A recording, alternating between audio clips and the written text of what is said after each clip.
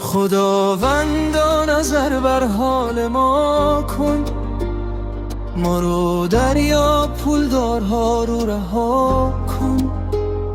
رفتم سوپر یه پاکت جنس خریدم، در اومد اشک من تا کارت کشیدم.